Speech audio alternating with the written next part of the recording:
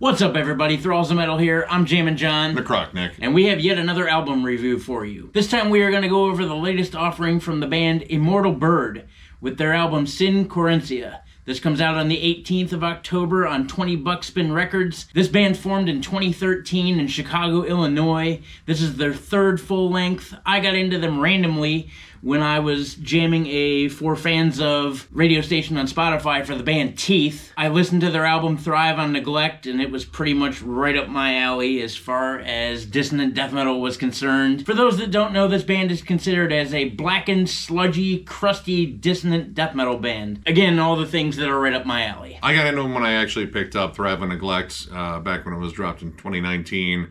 And I just liked the fact that this band was such an interesting blend of a lot of things, like black metal, sludge metal, crust punk to a degree. There's even thrash metal and hardcore. It's just kind of all over the place, and I would almost call it like homogenized extremity because it is a weird blend of all these things, and it's constantly like moving around like a swarm of locusts when they're kind of like locked in that almost like manic gear. Yeah. But it really doesn't get to that kind of frantic energy that this record exudes, at least not right out of the gate. Opens up with bioluminescent toxins, which really starts out kind of like sinister and brooding. Isolated melody and some tribal drums. The dissonant harmonies immediately come out to play, and my heart just sings because there is such sweet dissonance all over this album. His heart sings in atonal melodies. It's really strange. It does kind of start off like, I don't know, like it simmers. Like you can tell that there's something boiling underneath the surface. It kind of sets this like almost like nervous, kind of anxious vibe across the board. And as the album goes on, I feel like it's just losing its mind, bouncing back and forth, destroying everything in its path. Like, this album is the equivalent of, allowing like 4 to 8 wild dogs in your house and then hopefully calling someone to catch them all, because that's really irresponsible. But it has that energy where, like, I feel like some of the songs get the zoomies. I would equivocate it to that for sure. My cat is guilty of that. He's probably got the zoomies right now. He's probably shitting in some place he shouldn't be, which is kind of the vibe of this record. It shits where it's not supposed to shit? Yep. Well, birds shit wherever they want, so yeah. And I guess that's a good descriptor for this band, really, because they kind of just seem to go wherever they want at any given time. While this record is slightly scatterbrained, it does hone in on a bunch of commonalities. There's a lot of really awesome blackened tremolos, like on Consanguinity or Synthetic Alliance, that kind of hold the gel of the song together, because it's sometimes really hard to get a hold of. Yeah, there's a lot of stuff on here that honestly reminded me of like old Hydra Head bands. Like, namely, like early Cave In. Like, this has like some Until Your Heart Stops energy where the transitions are jagged. Again, like very explosive, lots of, like atonal riffs, squawky kind of hardcore riffs. Yeah. It's bludgeoning and explosive, but at the same time, it sets this very, again, like kind of like nervous, strange atmosphere. And the songs can shift on a dime, like Ocean Endless. Ocean Endless is almost kind of like a microcosm of their style because there's so many different styles in it. You have like thrash metal, almost like death grind moments. There's a whole hardcore break where the vocalist Ray shifts her delivery from this more like blackened sort of growl to like hardcore shouts for just a second. That goes into some full bore like D-beat driven death metal riffs, and then into like a Meshuggah off time groove. Yep. All this happens in the span of like a minute and a half, I think. Yeah. And it's like, dude, whoa, hold on. What the hell happened here? But I'm not complaining, because honestly, that song is just absolutely nuts in kind of the right ways. Like the jagged, nervous energy and like the explosiveness between those transitions. Like each time they land into this different style, it is with some fucking authority. And I think a lot of that is attributed to their drummer, Matt. Reminds me a lot of Ben Kohler from Converge, dude. Just all over the map, non-stop crazy transitions. The blasts all have these crazy accents to them. Wild drum work. And I think that's what helps this record be so intense all the time. Yeah, there were a lot of moments that reminded me, like, specifically of like the first time I listened to Jane Doe, which was kind of a life-altering event, because that album's still like vicious as hell. The opening track, Bioluminescent Toxins, while it is a more moody piece, like There's points where it feels like, early Macedon, but also like Celtic Frost, because you get the heavy blackened tremolos and, the strumming and such. And then you get like those weird angular dissonant melodies that Macedon is absolutely known for. But towards the end, the song just has this kind of like hardcore shit fit that just reeks of Converge. And then that sort of energy is just carried throughout this entire album. And again, a lot of it is on the drum work. This guy's fills, especially, it sounds like Ben Qualler. Like, I've been listening to that dude for years, and like, if you ever get a chance to see Converge, dude, watch him go. Yeah, no shit. This record is also packed with a bunch of excellent riffs, and while I could really name every song, the song Contrarian Companions most specifically, I think it's packed with some of the more heavy riffs. It's packed not only with a lot of dissonant chugging, but a lot more straightforward drum lines that help these riffs breathe a little bit more. Like, there's a lot of straight double kick moments that kind of allow the drums and the guitars to switch places as far as off-time accents are concerned. The syncopation across the board on this album, I think, is pretty fascinating, because there's a lot of like weird off-time moments or parts where it's just a riff over like a series of just crazy drum fills. The Contrarian Companions in particular stood out to me as like one of the more melodic numbers. Like, that dissonant tagline actually has like a good melody to it, and it constantly kind of shifts around from there. And this is where like some of that weird hardcore, almost noise rock stuff really starts kind of coming out, at least to me. There are sections in that song and the title track where they have like a more like noisy hardcore breakdown, but it's done with like more metallic drums. Like, you get that double time kick, but the riff itself is like kind of an atonal strum, like, stuff you would hear from like bands like Unsane or God, I would even say like the Jesus Lizard a little bit. The title track, the way it opens with, honestly, I think one of like the catchiest riffs on the album, it reminds me a lot of Quicksand, except Quicksand with black metal vocals, which I didn't know I would like up until I heard that song, because it immediately just kind of kicks down the door, and I was like, dude, this is just got a good like 90s hardcore groove. The atmosphere is still very sinister, but it's got, again, like kind of that like hardcore, I don't know, like anxious, mean energy. And the crazy shifts between that sort of style and like the almost like blackened death grind blast beat sections on here, where the riffs are just technical and swirling around you, like almost kind of like Discordance Access a little bit. That sort of dynamic I found like very engaging on here, because like the stylistic shifts, again, all these styles feel like they are closely related, or at least by like, a couple of threads, but how they kind of blend them together, I think, is fascinating. And that kind of like leads to like, I don't know, this band's appeal as a band with like no identity necessarily, or at least their identity is not having one. Like, it is such a homogenized blend of all these like really just biting, gnarly styles coming together. And honestly, it kind of makes it their own. Yeah, because to really pinpoint what this band is or what they sound like, I mean, I could pull at least a dozen names out of a hat. But the way that it's all presented and put together, I think, to me, that's what makes it techie. Like, it's not so much in the riffing, because the riffing, for the most part, is just a bunch of, like, atonal, dissonant melodies and or harmonies. But the way it's constructed to put together hardcore and blackened death grind together in itself is a fairly technical thing. To make those transitions mesh together the way that they do is really entertaining, because you don't see that in a lot of bands. You don't see bands being able to put together a really like hodgepodge of extreme metal and have it all land. For the most part, when they transition from moment to moment, it hits. Yeah, and it's not just like, again, like purely metal too. Like, there's a lot of hardcore stuff on here. And again, like stuff that I think is like more adjacent to like, again, like even noise rock and such. Now, there are some like flat out more metallic tracks overall, like Propagandize, which, man, that song is probably one of the most aggressive songs on this album. That is definitely saying something. Kicks in with like thrash and hardcore riffs. Like, it's almost like a crossover song with, again, like more black metal vocals on it. There are blast beat sections that are absolutely nuts, machine gun guitars.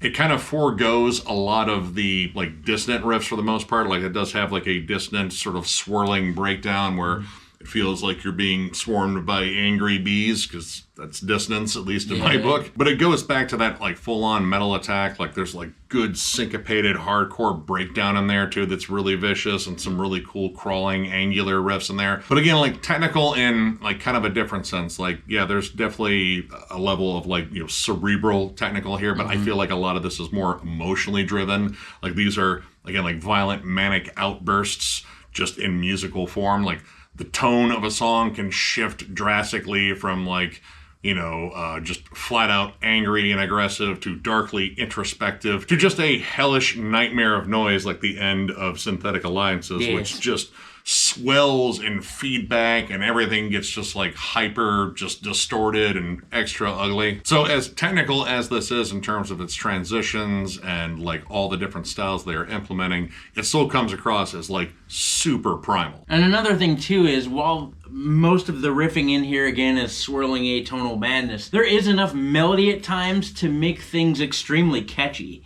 Again, songs like Synthetic Alliances, Contrarian Companions, and the title track all have moments where they do zero in on a riff, and whether it be crawling or just a straightforward chugger, like it's still oddly catchy. I found myself kind of going, yeah, like those were a couple of the really memorable moments, which is, again, odd for a band like this who is so scatterbrained and so out there to be able to reel you back into something catchy. Actually, one of the surprisingly catchy moments that I really wasn't expecting was in the opening track, Bioluminescent Toxins, which actually features some clean vocals, which I don't remember if there were any clean vocals on Thrive and Neglect, and they're really well done. They're harmonized. It's in a more quiet moment where it's, you know, a little bit more atmospheric. The vocals have kind of like some room to breathe, like they're not fighting with the guitars and blast beats or such. Right. And how it builds into like the heavier end of the song I thought was really cool. And that led me to kind of one issue. When I heard that, again, on the opening track, I was kind of expecting that dynamic to show up on this album a little bit more because it was really well executed. And outside of like some more hardcore barks that show up on Ocean Endless, which I thought were really well utilized in that section, the vocals kind of stayed in that more black metal range across the board, despite this band kind of just jumping around in terms of like, you know, vicious genre to vicious genre. And I think mainly because those vocals where she kind of stepped outside of that black and growl were done so well, I kind of wanted to hear that a little bit more, because that would be something else that would really kind of lend to this like very scattered, very frantic style that they have. I guess one minor nitpick would be is in the beginning of the record, at least before your ear gets used to it, there are a lot of transitions. Like in the song Plastered Sainthood, while I do love that song because it's packed full of a bunch of really rad off-time grooves, it just really skips around quite a bit, and it doesn't really allow you to latch on to too many moments. There are some awesome moments in there, but they're gone almost as quick as they appear. Yeah, I was like trying to hold on to a cat that does not want to be held on to. It's just a very busy song in terms of like all the crazy riff changes on there. And while it's like just impressive as hell, especially with the furious drum work on that song, dude is going absolutely nuts behind the kit. It doesn't necessarily like settle down enough for me to like really latch onto it as much as like say other songs, which have, again, that frantic, just nasty energy, but there's like a little bit more of a hook to it. And for me, when it came down to like some of the dissonant sections, especially when it was just like kind of a broken down strum, like some of the more atonal stuff didn't necessarily, you know, do it for me. It just felt like, all right, they're kind of just hitting this chord, and granted it's accented well and it comes across as like very heavy. It's not particularly that interesting. As this album went on though, I think it kept getting stronger. And again, that nervous energy, like it really started to just explode. Like this whole album runs like a series of panic attacks before they finally lose their mind at the end. And honestly, I just kind of dig that sort of energy. Again, like there's a lot of stuff on here that reminds me of like Jane Doe, which again, god tier album to me. So overall, I'm gonna give this 3.5 stars. I dug this. This is a solid album.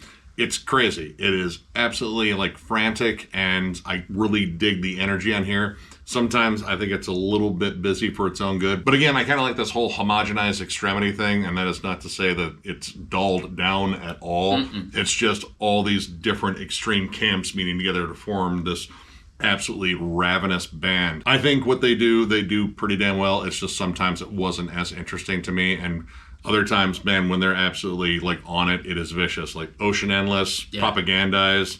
The last 2 tracks on here, Contrarian Companions and the title track, I think are absolutely fantastic. I love the flow of this album. Like, it keeps getting more intense and more biting as it goes on. And again, like, it finally reaches that title track, and then you have the full nervous breakdown. I also like the fact that it has, again, like a technical appeal, as in it's like very cerebral, but it's also, again, like very emotionally driven. And it kind of comes across as like these just fits of rage with, again, these like crazy accents across it. If you're a big fan of Converge, Jane Doe, Oathbreaker, namely their first album in particular, I would also say like there's elements in here that remind me of like Helmet at times, and even, you know, stuff like early Macedon, and like there's some Celtic Frost moments on here. It's kind of got a lot going on. Just, you know, check it out, especially if you're like a big fan of like early Hydra Head record stuff where like it was just like noisy metallic hardcore bands just trying to make the most like destructive noise possible. Kind of in that same vein, check them out. I'm going to go ahead and give this record 4 stars. This record is, again, everything that I personally love about dissonant death metal. Wacky scatterbrainness, again, the crazy fucking drum work. This is packed full of shifty atonal riffs, wild transitions. When this record wants to be heavy, it's heavier than shit. Wildly unhinged, nervous panic attack. This is all the stages of a panic attack. Even down to the moments where you think like, okay, I can breathe. It's cool. Oh, Jesus Christ. It's got those moments. Yeah, again, the drum work is nuts. You, sir, are doing a tremendous job. Raised vocals, albeit there's only one moment of clean vocals. I think that still is a nice contrast to the ghastly, unhinged, blackened growls that are all over this record. I just like the way this record is put together. Again, technical, not so much in the sense of riffing, albeit there are some very entertaining riffs here. It's more technical in the sense of its overall composure. Just, again, putting these styles together and doing it sometimes at the drop of a hat or stop on a dime. Like, these songs are just very well constructed, and they're really just kind of out to hurt you. This record is very violent, very unhinged. Again, all the things that I love about death metal are packed all over this record. If you like bands like Teeth and Yautja, Dysrhythmia, Mastodon, there's some Gorguts stuff in here, you'll hear it. Converge, Iron Dissonance, and pretty much everything that Nick said. You're going to really love this record. I recommend checking it out. I think it's a great offering from this band. So, if you enjoyed this review, give it a thumbs up, and if you were new to the channel, subscribe, because we do stuff like this all the time. We also have memberships now. If you'd like to help us out there, there's a join button down below. It is only 99 cents, and the only perk we are offering is a members-only live stream, which will probably happen sometime in November when things are less busy. But we also have a Booger Troll. Do with that information what you will.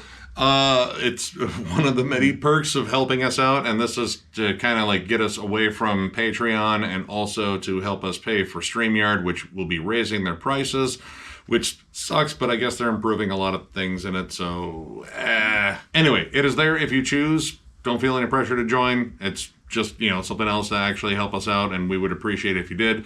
We also still have our store, thrallsmetal.com. We still have our t-shirts and our hats. If you were interested in any of those, there's a link down below to that too. And, well, I mean, we got some closing messages from John. We sure do, because this is the time where we thank you for everything that you do. We have tons of stuff coming at Thralls of Metal. You know by now if you've watched any of these videos, album reviews, discography rankings, multiple discussion forums, Nick's never-ending collection updates, what's John Jammin's going to come back, tons of metal all the time. The reason we do it is because of all of you. We genuinely appreciate and are thankful for all of our subscribers, our family, our friends, everybody that helps make Thralls of Metal into something way bigger than we ever thought it would be. We appreciate you. Yeah, no, it's amazing doing this. I'm still surprised that we've like grown as much as we did. It didn't make sense to me. It's really irresponsible of you guys to keep subscribing to this channel. You're ruining the planet somehow. But no, seriously, you guys absolutely rule. It's amazing doing this, and yeah, tons more content coming. So one more big thank you from me, and we will catch you later.